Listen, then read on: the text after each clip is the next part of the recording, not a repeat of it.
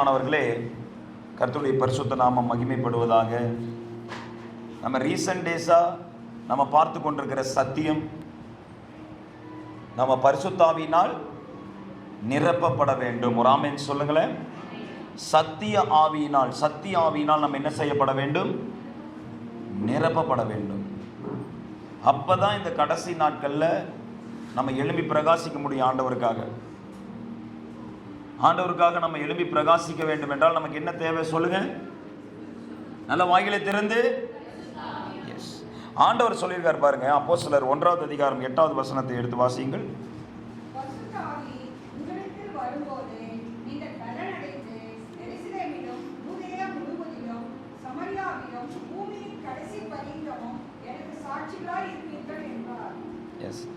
ஆண்டவராகிய இயேசு கிறிஸ்து சொல்லியிருக்கிறார், பரிசுத்த ஆவி உங்களிடத்தில் வரும்போது, when the Holy Spirit comes upon you. எப்பொழுது ஆவியானவர் வருவார்? நம்முடைய பாவங்களை தேவ சமூகத்திலே அறிக்கையிட்ட பின்பு. எப்பொழுது? நான் ஒரு பாவியாகிய மனிதன், ஆண்டவரே உமக்கு முன்பாக நிற்க நான் பாத்திரவான் அல்ல, நான் என்னுடைய குற்றங்களையும் எனக்குள்ள ஒரு பாவம் இருக்கிறதையும் நான் அறிந்திருக்கிறேன். இந்த பாவத்துக்கு இந்த பாவத்தை போக்குகிற பலியாக தான் நீங்க சிலுவையில் உயிர் கொடுத்துருக்கிறீங்க. ஒரு ஆமென் சொல்லுங்களேன். நம்ம எல்லாரும் என்ன பாருங்க, everybody look and me, don't look and the camera. எல்லாம் என்னை பாருங்க, அது ஒரு பக்கம் விட்டுருங்க, அதை மறந்துடுங்க. ஹல்லேலூயா. அதை நீங்கள் கன்சிடர் பண்ணவே பண்ணாதீங்க. நீங்கள் என்ன மட்டும் பாருங்கள், ஆண்டவருடைய வார்த்தை மட்டும் கேளுங்க. ஹல்லேலூயா. ஸோ உங்கள் மைண்டை எங்கேயுமே டிஸ்ட்ராக்ட் பண்ணாதீங்க. ஸோ இந்த இடத்துல நம்ம பார்க்குறோம், பரிசுத்த ஆவி உங்களிடத்தில் வரும்போது நீங்கள் பலன் அடைந்து எருசலேமிலும் யூதாவிலும் யூதேயாவிலும் சமாரியாவிலும் பூமியின் கடைசி பரியந்தம் எனக்கு சாட்சிகளாக இருப்பீர்கள் என்று ஆண்டவர் சொல்றார். ஸோ யார் வருவாராம்? இயேசு யார் வருவார் வாக்கு பண்ணுகிறார்? பரிசுத்த ஆவி உங்களிடத்திலே. சரி, பரிசுத்த ஆவியானவர் உங்ககிட்ட வரும்போது நீங்க என்ன ஆவீர்கள்? What will happen? என்ன அடைவோம்? நாம பலன் அடைவோம். இப்போ புரியுதா உங்களுக்கு? நான் பலவீனமாக இருக்கிறேன், எனக்கு சோர்வு வந்துடுது, நான் இப்படி வீக் ஆயிடுறேன். என்ன காரணம்? எஸ், பரிசுத்தாவியானவர் தான் நமக்கு கொடுக்கப்பட்டிருக்கிற, பலப்படுத்த நமக்கு கொடுக்கப்பட்டிருக்கிற தேவனிடத்திலிருந்து வந்திருக்கிற கிருபையின் ஈவாய் இருக்கிறது. பரிசுத்தாவியை பெற்றுக்கொள்ளாமல், பரிசுத்தாவியில் நிரம்பாமல் நம்ம வாழும் பொழுது பலவீனமாக தான் இருப்போம். நம்ம பலவீனமானவர்கள் என்பதை ஆண்டவர் அறிந்து தான், நம்ம பலவீனமானவர்கள் என்பதை கர்த்தர் புரிந்து கொண்டு தான் நம்மை பலப்படுத்துகிறதற்கு தான் சத்திய ஆவி, பரிசுத்த ஆவியை நமக்கு என்ன பண்றாரு? வானத்திலிருந்து இயேசு அனுப்புகிறார். அந்த இயேசுவானவர் அனுப்புகிற ஆவியானவர் நம்ம என்ன செய்கிறார்? நம்மை பலப்படுத்துகிறார். என்ன செய்கிறார்? என்னை பலப்படுத்துகிற கிறிஸ்துவினாலே எல்லாவற்றையும் செய்கிறதற்கான பலன் எனக்கு உண்டாகிறது. சொல்லுங்க எல்லாரும் வாய்களை திறந்து, என்னை பலப்படுத்துகிற கிறிஸ்துவினாலே எல்லாவற்றையும் செய்ய எனக்கு பலன் உண்டு. நமக்கு இயேசுவினுடைய ஆவியானவர் தான் நமக்கு பின்னாடி இருக்கிற ஒரு பெரிய ஃபோர்ஸாக இருக்கிறார். ஹல்லேலூயா. இந்த ஊழியத்தை செய்கிறதற்கும் சரி, இங்கே எத்தனை பிசாசுகளை நம்ம துரத்திட்டு இருக்கிறோம். கொஞ்சம் நஞ்ச பிசாசுகள் வருதுன்னு நினைக்கிறீங்களா? ஒருத்தங்களுக்குள்ள இருந்து அத்தனை ஸ்பிரிட்டை நம்ம துரத்தி இருக்கிறோம். மனிதர்களை தேவன் தன்னோடு ஐக்கியமாக இருக்கிறதற்கு, இயேசு தன்னோடு பழகிறதற்காக உருவாக்கினார். ஆனால் மனிதர்கள் சில இடங்களிலே, சில வேளைகளிலே இடம் கொடுக்கறதுனாலே பிசாசு உள்ளே நுழைந்து அது கோட்டை கட்ட ஆரம்பித்து விடுறது. எனவே அந்த ஆவிகளை எல்லாம் நம்ம துரத்தும் பொழுது, அந்த ஆவிகளை எல்லாம் நம்ம விரட்டி அடிக்கிற பொழுது, நம்முடைய சுயபலத்தினால் அதை தொடக்கூட முடியாது, அதை டச் கூட பண்ண முடியாது. இன்னொன்று சொல்கிறேன் கேளுங்க, நீங்கள் பரிசுத்தாவியில் நிரம்பி நீங்கள் நல்ல பரிசுத்தாவின் வரங்களை பெற்ற பிறகுதான் மற்றவங்களுடைய தலையில் கை வச்சு நீங்கள் ஜெபிக்கணும். நீங்கள் இன்னும் ஞானஸ்தானம் எடுக்கலை, நீங்கள் இன்னும் பரிசுத்தாவின் அபிஷேகத்தை பெற்றுக்கொள்ளவில்லை, இன்னும் அந்த வல்லமை உங்களுக்குள்ளே இறங்கவில்லைன்னா நீங்கள் மற்றவங்க தலை மேலே கை வைக்காதீங்க. ரொம்ப சேஃபாக ஹேண்டில் பண்ணுங்கள். ஸோ பார்த்தீங்கன்னா, நம்ம அந்த பரிசுத்தாவின் அபிஷேகம் இல்லாமையே கை வச்சு யாருக்காக ஜெபிக்கிறீங்களோ அந்த பிரச்சனை உங்களை தாக்க ஆரம்பிச்சிடும். புரியுதா நான் சொல்கிறது? அதனால் தேவ சமூகத்தில் காத்திருந்து பல மணி நேரங்கள் ஜெபித்து ஆண்டவரிடத்திலிருந்து பரிசுத்தாவியையும் அவருடைய வல்லமையினாலும் நிரப்பப்பட்ட பிறகு அதுக்கப்புறம் நீங்கள் கையில் வைக்கும்போது அந்த இடத்துல அற்புதம் நடக்கும். இன்றைக்கு அநேகர் வந்து என்ன சார், ஒருத்தங்க தலை மேலே கை வச்சு ஜெபிங்க, அது நம்ம எவ்வளோ பெரிய ஊழியக்காரங்க சொன்னாலும் சரி, நீங்கள் ஜாக்கிரதையாக இருங்க. அதில் புரியுதுங்களா? ஒரு அசுத்தாவி பிடித்த மனிதனுக்கு மேலே நம்ம பரிசுத்தாவியில் நிரம்பாமல் நம்ம கை வச்சோம்னா அந்த இடத்துல பிரச்சனை, போராட்டம் வந்து நிற்கும். புரியுதா நான் சொல்கிறது? அதனால் டிவியில் ஊழியக்காரங்க சொல்கிறாங்க, அதில் சொல்கிறாங்க, இதில் சொல்கிறாங்கன்னா கேட்காதீங்க. நீங்கள் அபிஷேகத்தில் நிரம்பின பிறகு, அக்னியாக மாறின பிறகு கை வைங்க. புரியுதுங்களா நான் சொல்கிறது? அதனால் நீங்கள் ஃபஸ்ட்டு தேவ சமூகத்தில் காத்திருந்து தேவனுடைய பலத்தை எடுத்துக்கொள்ள வேண்டும். சரி, பரிசுத்தாவியானவர் யாராக இருக்கிறாரு? நமக்கு என்ன கொடுக்குறாரு? பலன் தருகிறவராக இருக்கிறார். He is the force. He is the force. நம்ம ஸ்ட்ராங்காக நிற்கணும்னா உன்னை வெண்கல அலங்கமாக நிறுத்துவேன், உன்னை இரும்பு தூணாக மாற்றுவேன் அப்படின்னு ஆண்டவர் சொல்லிடுவார். ஆனால் எப்படி நம்மளை வெண்கல அலங்கமாக மாற்றுறாரு? எப்படி இரும்பு தூணாக நிற்க முடியும்? பரிசுத்தாவில் நிரம்பினா மட்டும்தான். இங்கே மாமிசத்தினுடைய கிரியைகளும் இருக்குது, அதையும் நம்ம பார்ப்போம். ஸோ பலன் அடைவோம். பலன் அடைந்த பிறகு நம்ம என்னவா மாறுறோம்? என்னவா மாறுகிறோம்? சாட்சிகளாய் மாறுகிறோம். நம்ம ஒவ்வொருத்தரும் பரிசுத்தாவியில் நிரம்பி அவர் கொடுக்கிற பலத்திலே நம்ம நடப்பதன் மூலமாக பார்த்தீங்கன்னா நம்ம வாழ்க்கையில் நடக்கிற ஒவ்வொரு ஈவெண்ட்லையும் கர்த்தர் கை வச்சிருப்பார். ஆமென் சொல்லுங்களேன். நீங்கள் பாருங்கள், அது எவ்வளோ பெரிய எதிர்ப்பு வந்தாலும் சரி, கர்த்தருடைய நேரம்னு வந்துட்டா அந்தந்த காரியங்கள் அவர் திட்டம் பண்ணின வகையில் நடக்கும். ஹல்லேலூயா. அவர் திட்டம் பண்ணின நேரத்தில், அவர் திட்டம் பண்ணின முறையில் அது நடக்கும். அது யாராலையும் தடை செய்ய முடியாது. அது எப்பேற்பட்ட மனிதன் சூழ்ச்சி செய்து ஒரு காரியம் நடக்கிற வரைக்கும் அந்த காரியம் நடக்கிறது இல்லையே, அதுக்குன்னு பல பிரச்சனைகளும் தடைகளும் உண்டாயிருக்குதே. இப்போ நான் அது என்ன செய்கிறது? நீங்கள் பரிசுத்தாவில் நிரம்பி ஜெபிக்கும் போது ஜெபித்து கொண்டே இருக்கும் பொழுது ஒரு நேரம் வரும்போது அதெல்லாம் அப்படியே டோட்டலாக தலைகீழாக மாறும். ஹல்லேலூயா. அதான் சொல்கிறேன், பரிசுத்தாவின் கனிகள் அதான் நீடிய பொறுமையோடு ஜெபிப்பது. பரிசுத்தாவின் கனிகள் ஒரு கனி என்ன? சந்தோஷம். என்ன சொல்லுங்கள்? சந்தோஷம். சந்தோஷம்னா என்ன? எல்லாம் நல்லா இருக்கிறப்ப ஆஹா சூப்பர் அப்படின்னு சந்தோஷமாக இருக்கிறதா? இல்லை. எல்லாமே நெகட்டிவாக இருந்தாலும் என் தேவன் கண்ட்ரோலில் இருக்கிறாருங்கிற ஒரு மகிழ்ச்சியில் நம்ம நடக்கணும். ஹல்லேலூயா. சூழ்நிலைலாம் எதிராக இருக்குது, பிரச்சனைலாம் ஆப்போசிட்டாக இருக்குது. என்ன நடந்தாலும் சரி, நான் அக்னியில் நடந்தாலும், தண்ணீரில் நடந்தாலும், ஆறுகளை கடந்தாலும், எதில் நான் கடந்து சென்றாலும் என் தேவன் என்னை பலப்படுத்த என்னோடு கூட இருக்கிறார். ஹல்லேலூயா. My God is with me to strengthen me. என் இயேசு என்னை பலப்படுத்த என்னோடு கூட இருக்கிறார். ஹல்லேலூயா. அவர் உங்களை ஸ்ட்ரென்த் ஆக்கிட்டே வருவார். அதான் நான் சொல்கிறேன். ஸோ அது மூலமாக தான் நம்ம சாட்சிகளாக மாறோம். நம்ம வாழ்க்கையில் ஒவ்வொரு ஈவெண்ட்டாக வருது, ஒவ்வொரு சம்பவங்களாக வருது. அந்த சம்பவத்தில் ஆண்டவர் துணை செய்கிறத பார்ப்போம். இப்போ நம்ம பிரதர் சொன்னார் இல்லையா, அந்த ரெஜிஸ்ட்ரேஷன் ப்ராசஸ் நடக்கிறதுக்கு அத்தனை தடையை போட்டான் பிசாசு. அது நடக்கவே கூடாதுங்கிறதுக்கு அத்தனை அங்கே இருக்கிற அதிகாரிகள், அதான் நான் சொல்ல நைட் ப்ரேயருக்கு வந்தவங்களுக்கு தெரியும். வானமண்டல சேனைகள் நமக்கு விரோதமாக இருக்குது, அந்தகார ஆவிகள் இருக்குது, பிரபஞ்சத்தின் லோகாதிபதி, இவைகள் எல்லாம் முறியடிக்கப்பட வேண்டும் என்றால் நம்ம தேவனுடைய ஆவியை பெற்ற ஜனங்களாக இருக்க வேண்டும். அப்பொழுது நம்ம ஜெபிக்கிற பொழுது கர்த்தர் என்ன செய்கிற அந்த காரியத்தை அப்படியே, அதாவது கோணலாக இருக்கிற பாதை அப்படியே செவையாக்குகிறார். அப்படியே கர்த்தர் நீட்டாக செவையாக்கிடுவார். நீங்கள் பாருங்கள், அவங்க அக்கா சொல்கிறாங்க, அவங்க யூஎஸ் போகிறதுக்கு அவங்களும் அவங்க ஹஸ்பண்டும் டெல்லி போயிட்டு வந்தாங்க ஒரு விசா ப்ராசஸ்க்கு. அது இன்னும் எனக்கு ஞாபகம் இருக்குது. அங்கே வந்து அதாவது இப்போ இவ்வளோ பெரிய பிரச்சனை வருங்கிறது அப்போ தெரியாது அவங்களுக்கு. அவங்க போய் எதுக்கும் வாங்கி வைப்போம் அப்படின்னு சொல்லி வாங்கினாங்க. கடைசியில் பார்த்தீங்கன்னா இவங்களுக்கு அந்த ரோட் மேப்பையே கர்த்தர் கிளியர் பண்ணி கொடுத்துருக்குறாரு. இவங்க போய் அங்கே அந்த இடத்துல விசா ஆஃபீஸ்க்குள்ள நுழையிற பொழுது அந்த இடத்துல இருக்கிற அதிகாரிகள் அவங்களுக்கு அக்கா சுமதி சிஸ்டருக்கு வந்ததுக்கு முன்னாடி நிறைய பேரை ரிஜெக்ட் பண்ணி அனுப்பிட்டாங்க. அப்போ வர்றவங்கெல்லாம் ரிஜெக்டடாகவே வராங்க. இவங்களும் கேட்குறாங்க, ஸோ இந்தந்த ரீசனுக்காகலாம் எங்களை வேணான்ட்டாங்க, விசா ரிஜெக்ட் ஆயிடுச்சு அப்படின்னு சொல்லிட்டு. ஸோ இவங்க போகிறாங்க. இவங்க போகிறப்ப அங்கே இருக்கிற அந்த ஆஃபீஸருடைய முகம் அப்படியே மாறிடுச்சு. அவங்களுடைய கர்த்தர் அந்த காரியத்தை மாற்றி இவங்களிடத்துல அவங்களுடைய மகனை குறித்து விசாரிக்கும், பேசும், எல்லாம் செய்யும். கண்டிப்பாக நான் உங்களுக்கு விசா தரோன்னு சொல்லி எல்லாமே ஓப்பன் பண்ணி விட்டாங்க. ஹல்லேலூயா. கர்த்தர் செய்த கிருபை, ஆண்டவர் செய்த இரக்கம். ஹல்லேலூயா. அப்போ பாருங்கள், ஆண்டவர் என்ன செய்வார், அந்தந்த இடத்துல ஓப்பன் பண்ணுவார். சத்யாவுக்கும் அப்படிதான்.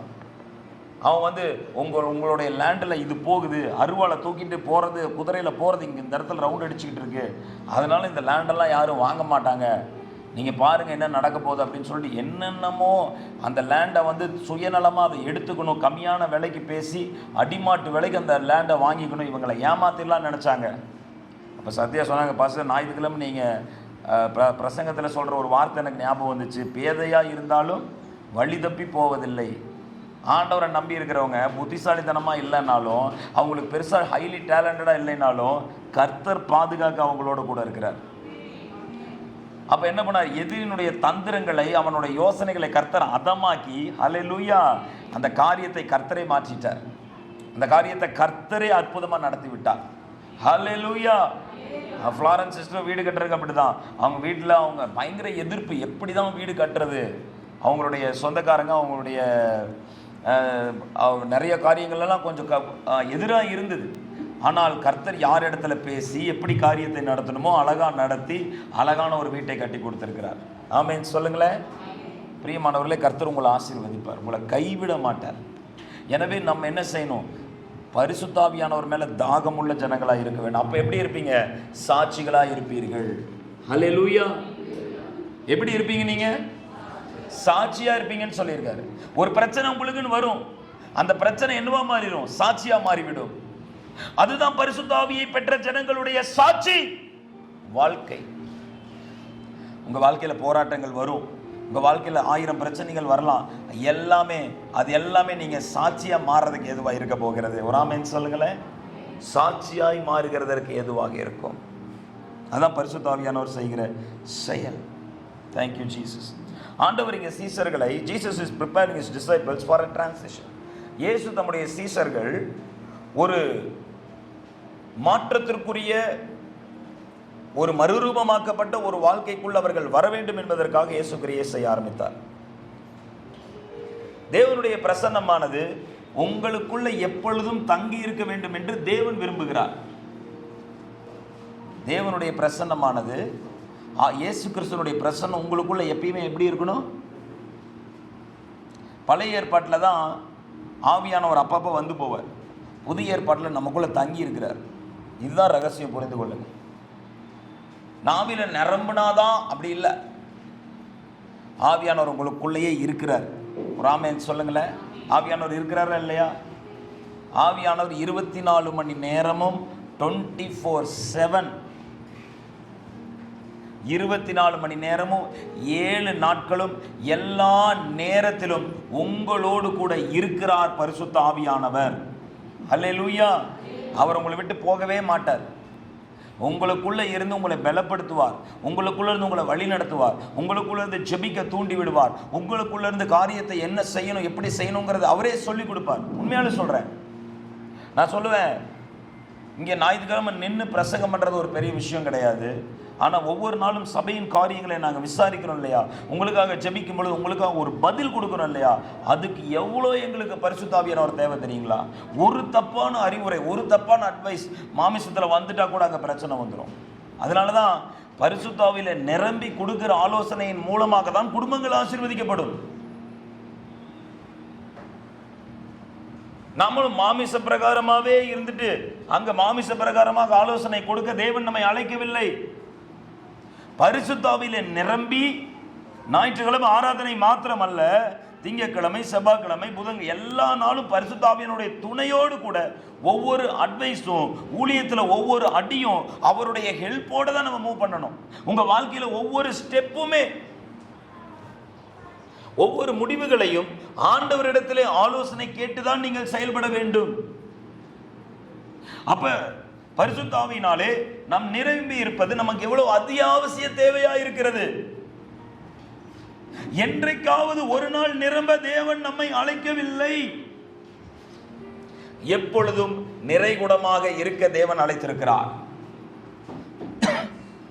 எப்பொழுதும் நீங்கள் நிறைகுடமாக இருக்க தேவன் அழைத்திருக்கிறார். நிறைகுடம் என்ன ஆகாது, என்ன ஆகாது, தழும்பாது. ஆவில நிரம்பி இருக்கிறவங்க அவங்களை அசைக்கவே முடியாது. ஹல்லேலூயா. சாத்ராக் மேஷாக் அபேத்நேகோவை அந்த நெருப்பு அசைக்கவே முடியல, அந்த அதிகாரங்கள் அசைக்கவே முடியல. எவ்வளோ பெரிய மரண திட்டமானாலும் தானியேலையும் அசைக்க முடியல, அவர்களையும் அசைக்க முடியல. ஏன்?